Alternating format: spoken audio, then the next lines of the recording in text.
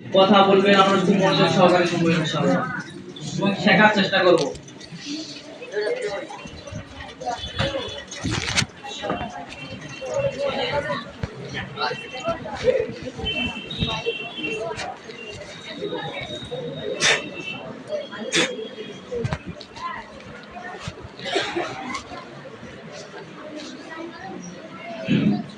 السلام علیکم ورحمۃ اللہ وبرکاتہ۔ نحمده ونستعينه ونستغفره ونؤمن به ونتوكل عليه ونعوذ بالله من شرور أنفسنا ومن سيئات أعمالنا، من يهده الله فلا مضل له ومن يضلله فلا هادي له، ونشهد أن لا إله إلا الله وحده لا شريك له، ونشهد أن سيدنا وحبيبنا ومولانا محمدا عبده ورسوله صلى الله تعالى عليه وسلم۔ أعوذ بالله من الشيطان الرجيم، بسم الله الرحمن الرحيم۔ سبحان الذي أسرى بعبده ليلا من المسجد الحرام إلى المسجد الأقصى الذي باركنا حوله لنريه من آياتنا إنه هو السميع البصير۔ صدق الله العظيم۔ قال رسول الله صلى الله عليه وسلم: لا تقوم الساعة حتى يقال المسلمون اليهود حتى يختبي اليهودي من وراء حجر الشجر فيقول الحجر والشجر يا مسلم هذا يهودي خلفي تعالى فاقتلوه إلا الغرق قد فإنه من شجر اليهود، أو كما قال عليه الصلاة والسلام۔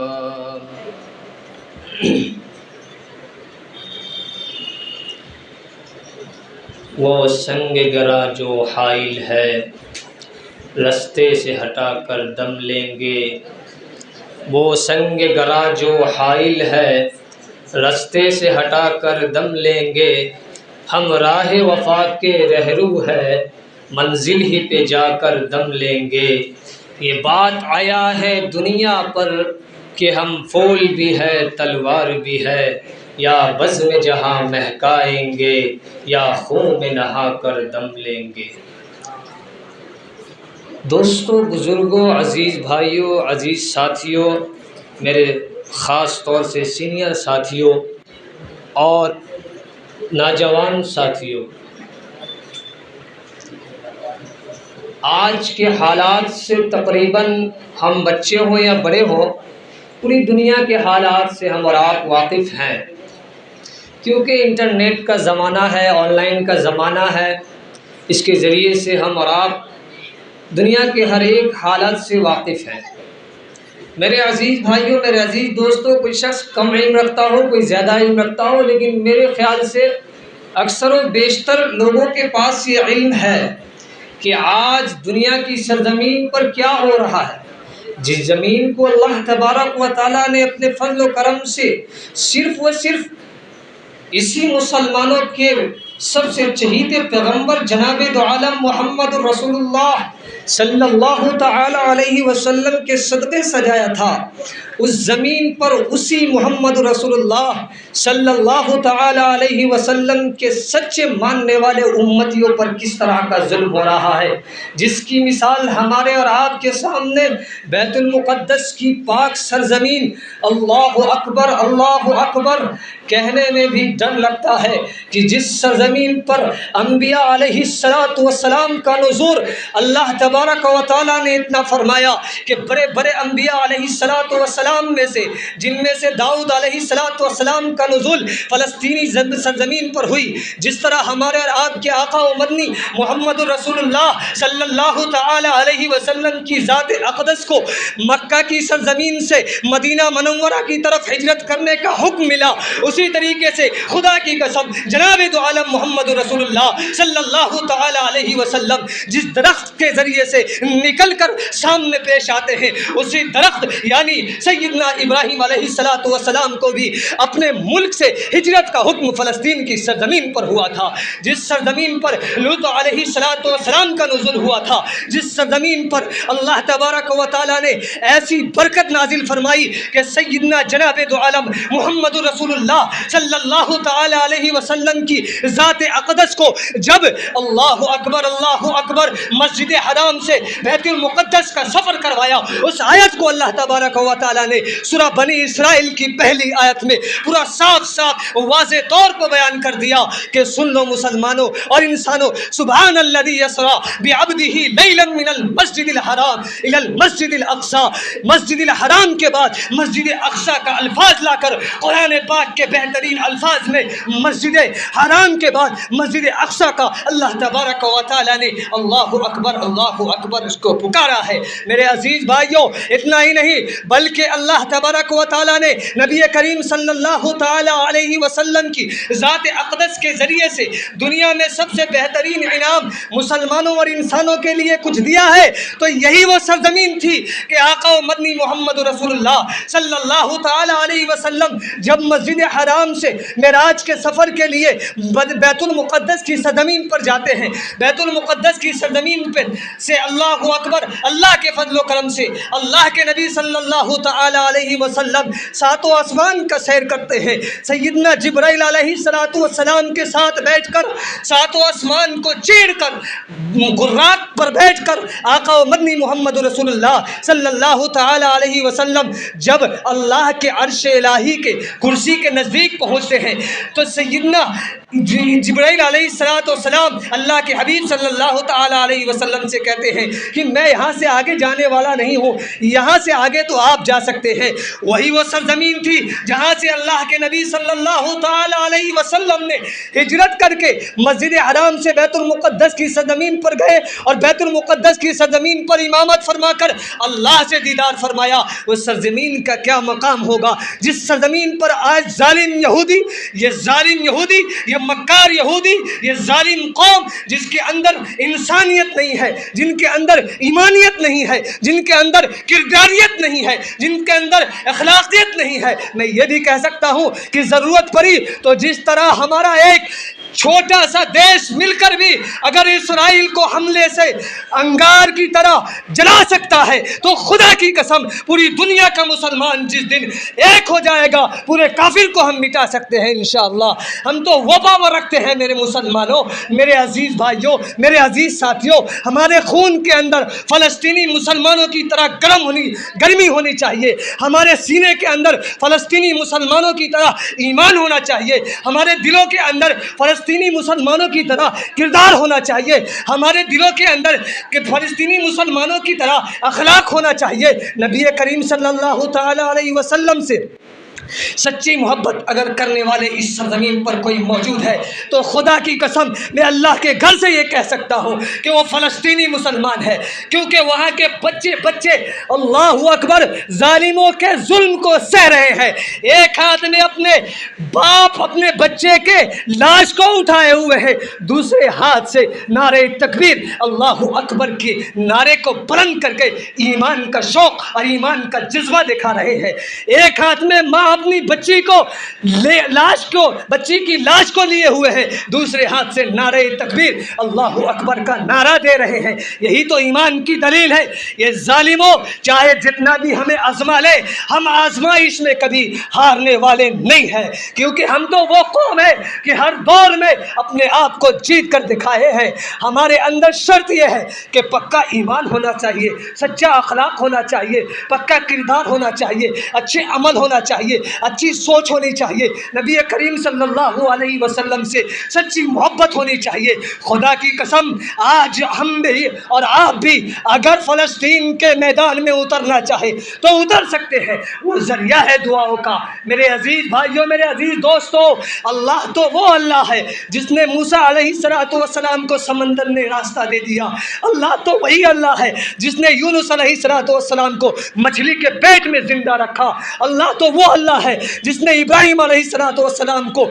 آگ کے انگاروں میں زندہ رکھا ہے۔ اللہ تو وہ اللہ ہے جس نے آقا و مدنی محمد رسول اللہ صلی اللہ تعالی علیہ وسلم کو راتوں رات وقت کے ضائع نہ ہونے کے باوجود بھی اپنے پاس بلوا کر اپنا دیدار کروایا ہے۔ ارے اللہ تو وہ اللہ ہے جس نے آدم علیہ السلام کو معاف فرمایا ہے۔ اللہ تو وہ اللہ ہے جس نے نوح علیہ السلام کی کشتی کو بڑے سے عذاب میں چلایا ہے، بڑی سی بارش اور بڑی سی برسات میں چلایا ہے۔ اللہ تو وہ اللہ ہے جس نے ہود علیہ السلام کی قوم کو غرق بھی کیا ہے، اور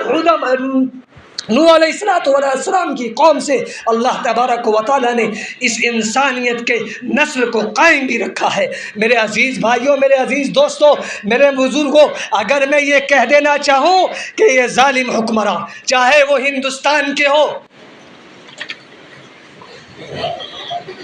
چاہے وہ ہندوستان کے ہو یا کسی بھی ملک کے ہو، یاد رکھو خدا کی قسم اگر وہ اپنی ساری زندگی کی طاقت کو بھی لگا دے تو ہم وہ ایماندار ہیں کہ جس کے بارے میں اللہ اور اللہ کے حبیب صلی اللہ تعالی علیہ وسلم نے ارشاد فرمایا، قرآن بھی واضح طور پر ارشاد فرمایا،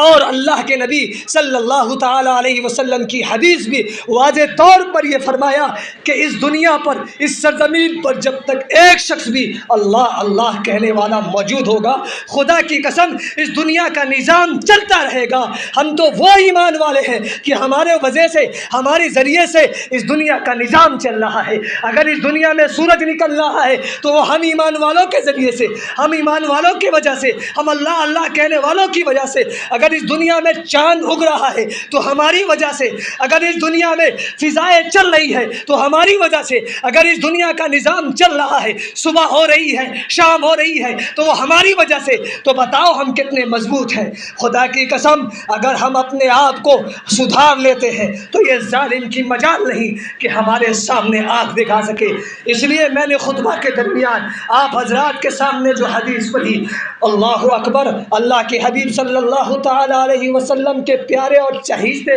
صحابی سے یہ حدیث راوی ہے، سیدنا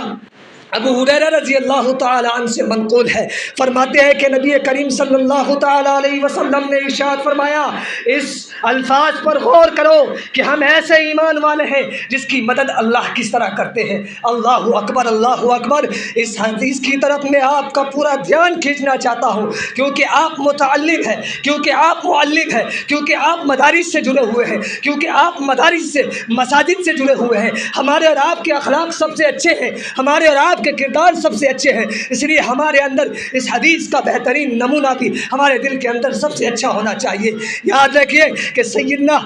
محمد رسول اللہ صلی اللہ تعالی علیہ وسلم ارشاد فرماتے ہیں کہ قیامت اس وقت تک قائم نہیں ہوگی، قیامت اس وقت تک قائم نہیں ہوگی یہاں تک کہ مسلمان یہودیوں سے جنگ کریں گے، یہاں تک کہ کوئی یہودی اگر کسی پتھر یا درخت کے پیچھے بھی چھپا ہوا ہوگا تو پتھر اور درخت بھی کہے گا، اے مسلمان، یہودی میرے پیچھے چھپا ہوا ہے، اور اس کو آؤ اور اس کو مارو۔ سوائے غرقد، غرقد ایک درخت کا نام ہے، سوائے غرقد کے درخت کے کہ وہ یہودیوں کو اپنے اندر چھپایا کریں گے۔ میرے عزیز بھائیوں، یہی وجہ ہے کہ میں نے 2016 میں ایک رپورٹ پڑھا تھا، خدا کی قسم اخبار کے اس رپورٹ میں لکھا ہوا تھا کہ یہودی ظالم اپنے آپ کو بچانے کے لیے، ان کا ایمان اچھا نہیں، ان کا کردار اچھا نہیں، ان کا اخلاق اچھا نہیں، ان کا اعمال اچھا نہیں، ان کی سوچ اچھی نہیں، ان کی فکر اچھی نہیں، ان کے اندر انسانیت نہیں، نہیں، اپنے آپ کو بچانے کے لیے یہ ظالم مکار پوری دنیا میں سب سے زیادہ کھیتی کرنے والے درخت اسی غرقد کے نام کے درخت کو کھیتی کرتے ہیں اور اسی کی چاش کو کرتے ہیں۔ یاد رکھو یہ درخت نکالنے والا بھی کوئی ہے تو وہ میرا اللہ ہے، تمہارا اللہ نہیں۔ تمہارا اللہ کہاں؟ یہودیوں کو تو میرے اللہ کے وہ درخت اگر چاہے تو وہ اپنے آپ اپنے اندر غرق کر لے، جس طرح کے پہلے کی قوموں کو اللہ نے اپنے عذاب میں ایسے ایسے گرفت کیا۔ یہ یہودی کی کیا مجال؟ یاد رکھو ظالمو، اگر ہم نے اپنے آپ کو بھڑکا لیا تو تم کو بھاگنے کا راستہ بھی نہیں ملے گا، کیونکہ ہم وہ ہیں جو ہم اپنے اندر ایمان کے حوصلے کو رکھتے ہیں، جو ہم اپنے اندر کردار کے حوصلے کو رکھتے ہیں، جو ہم اپنے اندر اخلاق کے حوصلے کو رکھتے ہیں۔ ہم ضرورت پڑی تو اپنے سینے پر جس طرح گولی کھا سکتے ہیں، ضرورت پڑی ہے تو جس طرح ہمارے فلسطینی مسلمان بھائی بہنیں، بچے، بوڑھے، نوجوان، بچیاں، جوان عورتیں، جوان بچیاں، اللہ اکبر، جوان پڑے ہوئے حفاظ علماء کرام اپنے سینوں پر گولی کھا رہے ہیں، تو یاد رکھو خدا کی قسم دنیا کا تمام مسلمان بھی اپنے سینوں پر گولی کھا سکتا ہے، کیونکہ ہمیں اسلام مذہب سب سے پہلے انسانیت سکھاتا ہے۔ ہمارا اسلام مذہب تو اتنا سندر مذہب ہے جس کے بارے میں آقا و مدنی محمد رسول اللہ صلی اللہ تعالی علیہ وسلم کی ذات اقدس نے فرمایا کہ ایمان کے 70 شعبوں میں سے القول لا الہ الا اللہ وادناها اماطۃ الاذى عن الطریق والحیاء شعبۃ من الایمان، کہ میرے نبی صلی اللہ تعالی علیہ وسلم نے اپنے ماننے والوں کو تعلیم ایسی دی کہ راستے پر اگر یہودی چلے، کفار چلے، ہندو چلے، کسی بھی دھرم کے ماننے والے چلے تو ہمیں تعلیم یہ دی گئی ہے کہ راستے سے تکلیف دہ چیز کو اٹھایا جائے، کیونکہ ہو سکتا ہے کہ اس تکلیف دہ چیز سے یہودی کو بھی ٹھیس لگ سکتا ہے، مسلمانوں کی بھی ٹھیس لگ سکتا ہے، عیسائیوں کو بھی ٹھیس لگ سکتا ہے، یہودیوں کو بھی ٹھیس لگ سکتا ہے، ہندیوں کو بھی ٹھیس لگ سکتا ہے، لیکن اس لیے میرے آقا و مدنی محمد رسول اللہ صلی اللہ تعالیٰ علیہ وسلم نے اپنی امت کو تعلیم دی ہے کہ میرے آقا و مدنی محمد رسول اللہ صلی اللہ تعالیٰ علیہ وسلم نے مذہب، دھرم، مسلک نہیں دیکھا بلکہ سب سے پہلے انسانیت دیکھا ہے، اور اسی چیز کی تعلیم ہمیں اسلام دھرم دیتا ہے، اسی چیز کی تعلیم ہمیں آقا و مدنی محمد رسول اللہ صلی اللہ تعالیٰ علیہ وسلم کا سچا اور پکا حق اور پیغام دیتا ہے۔ میرے عزیز بھائیوں، میرے عزیز دوستوں، اس لیے میں آپ کو کہہ دینا چاہتا ہوں کہ ہم ایماندار ہیں، ہمارے اندر لا الہ الا اللہ کا جذبہ، ہمارے اندر لا الہ الا اللہ محمد رسول اللہ کا شوق جمع اور بسا ہے، ہم اس کو ابھارے، ہم اپنے آپ کو ترقی کی طرف لے جائیں، ہم اور آپ ظالم سے نہ ڈرے، ہم سے اپنے آنکھوں سے آنسو گرا کر ہم اور آپ اپنے مسلمان بھائیوں کے لیے دعا کریں کہ اللہ تبارک و تعالی ہمارے تمام شہداء نے آزادی کو اور شہداء نے فلسطین کو اللہ معاف کرے اور انہیں جنت الفردوس میں اعلیٰ سے اعلیٰ مقام عطا فرما کر انہیں اللہ تبارک و تعالی مجاہدین میں شمار فرمائے، انہیں اللہ تبارک و تعالی غازی بنائے، مجاہد بنائے۔ اللہ ہم سبوں کو ایمان کا صحیح شوق اور صحیح ذوق عنایت فرمائے، اللہ ہم سبوں کو کہنے اور سننے سے زیادہ عمل کی توفیق بخشے۔ وآخر دعوانا ان الحمد للہ رب العالمین۔